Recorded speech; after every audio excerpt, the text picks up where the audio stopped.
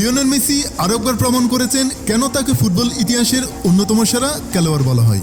এবারে বিশ্বকাপেও আর্জেন্টিনার এই তারকা ফরোয়ার্ড আক্রমণ তৈরি, সুযোগ সৃষ্টি এবং গোল করা সব বিভাগে ছিলেন অনন্য।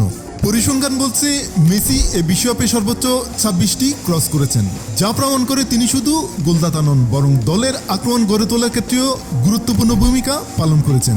এছাড়া তিনি সর্বোচ্চ 29 বার গোলের উদ্দেশ্যে শট নিয়েছেন। এখন পর্যন্ত তিনি একটি অ্যাসিস্ট করেছেন। পাশাপাশি মাঝমাঠ ও রক্ষণভাগের মাঝামাঝি এলাকায় বল পাওয়ার দিক থেকেও তিনি এগিয়ে, যেখানে তার নামের পাশে রয়েছে 97টি রিসেপশন। তবে সবচেয়ে আলোচিত পরিসংখ্যানটি হলো গোল করার ক্ষেত্রে তার ধারাবাহিকতা। মেসি এই প্রতিযোগিতায় সর্বোচ্চ 8টি গোল করে শীর্ষ গোলদাতার আসনে বসেছেন। এই পরিসংখ্যানগুলো স্পষ্ট করে দেয় মাঠে মেসির প্রভাব শুধু গোল করার মধ্যেই সীমাবদ্ধ নয়, বরং আক্রমণ তৈরি, সুযোগ সৃষ্টি এবং দলকে এগিয়ে নেওয়ার প্রতিটি ক্ষেত্রে তিনি এখনও অপ্রতিরোধ্য।